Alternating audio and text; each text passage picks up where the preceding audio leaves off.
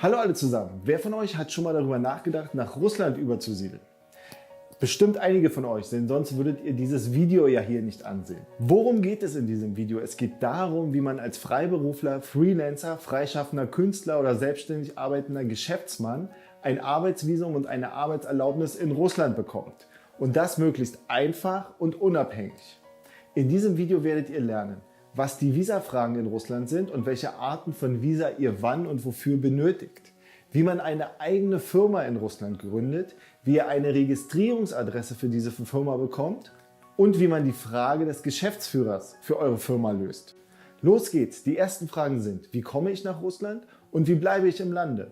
In Russland besteht Visumspflicht, das heißt, ihr braucht ein Visum, um reinzukommen, und wie lange ihr drin bleiben könnt und ob ihr hier arbeiten dürft, hängt von der Art des jeweiligen Visums ab. Normalerweise beginnt der Russlandkontakt mit einer touristischen Reise, also Touristenvisum. Dieses berechtigt euch zu einem Aufenthalt von maximal 30 Tagen. Es beinhaltet nicht die Erlaubnis, in Russland zu arbeiten. Der nächste Schritt ist ein sogenanntes Businessvisum oder Geschäftsvisum. Dieses Visum erhält man auf der Grundlage einer Geschäftseinladung. Diese Einladung muss von einer in Russland registrierten Firma ausgestellt werden. Man kann diese Einladung in der Regel aber auch direkt im Reisebüro kaufen, was eine Menge Zeit und Arbeit erspart. Mit diesem Businessvisum kann man 90 aus 183 Tagen in Russland bleiben. Zusammenhängend oder, wenn es ein Businessvisum für die mehrmalige Ein- und Ausreise ist, auch gestückelt. Wichtig, man kann in einem Zeitraum von 183 Tagen nicht mehr als 90 Tage zusammen oder gestückelt im Land bleiben. Man muss also zwischendurch raus und unter Umständen eine Zwangspause einlegen. Das Businessvisum erlaubt euch nicht, in Russland zu arbeiten. Dafür braucht ihr das Arbeitsvisum. Das Arbeitsvisum wird auf der Grundlage eines mit einer russischen Firma gestellten Arbeitsvertrags beantragt. In diesem Beispiel ist es eure eigene Firma, mit der ihr den Arbeitsvertrag abschließt. Um in Russland zu bleiben und in Russland arbeiten zu können, braucht ihr letztendlich das Arbeitsvisum und die dazugehörende Arbeitserlaubnis. Und da ist die Frage, wie bekomme ich diese? Meine Erfahrung, der einfachste Weg für Selbstständige und Freiberufler, ein Arbeitsvisum in Russland zu bekommen, ist hier in Russland eine eigene Firma zu gründen und sich bei dieser als Geschäftsführer anzustellen. Eine russische GmbH, die heißt hier OOO oder dreimal O. Wenn ihr also den Ausdruck OOO hört, dann ist das kein Ausdruck der Verwunderung, sondern meint einfach GmbH nach russischem Recht. Die Gründung dieser OOO ist für Privatpersonen relativ einfach. Ihr braucht euren Reisepass, ein Mindeststammkapital von 10.000 Rubel und in der Regel jemanden, der euch dabei hilft, die Anträge auszufüllen und einzureichen.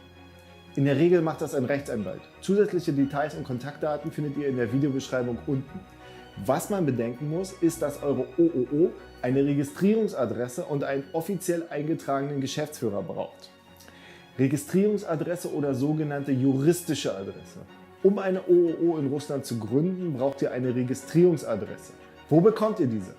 Wenn ihr gleich ein Büro anmietet, könnt ihr in der Regel diese Büroadresse für eure Firmenregistrierung nutzen. Ihr müsst beim Mietvertrag aber unbedingt darauf achten, dass dieser Mietvertrag die Möglichkeit enthält, diese Adresse als juristische Adresse zu nutzen. Das ist in Russland nicht immer der Fall, also aufpassen.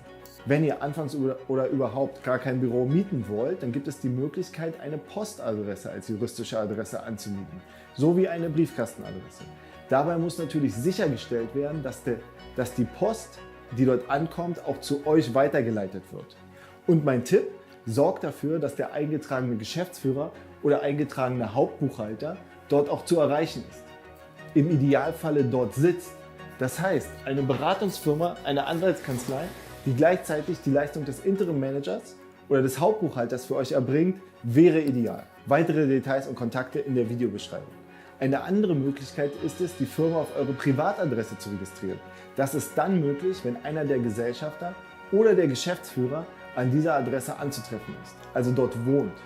Es muss dabei darauf geachtet werden, dass der Vermieter der Wohnung das auch erlaubt. Firmenkunden von mir rate ich aber von der Registrierung ihrer OOO auf der Privatadresse des jeweiligen Geschäftsführers ab. Schon bei der Einreichung der Unterlagen für die Gründung eurer russischen Firma muss ein Geschäftsführer angegeben werden. Dieser muss zum Zeitpunkt der Eintragung entweder die russische Staatsangehörigkeit besitzen oder über eine Arbeitserlaubnis verfügen. Und da gibt es ein Problem, denn ihr habt zu diesem Zeitpunkt die russische Arbeitserlaubnis noch nicht. und ihr könnt sie erst beantragen, nachdem eure Firma gegründet ist. Und ab der Beantragung bis zur Ausstellung der Arbeitserlaubnis vergehen mindestens 3 Monate. Meine Erfahrung, oft dauert es länger. Ihr braucht also für die Zeit einen anderen Geschäftsführer für eure Firma.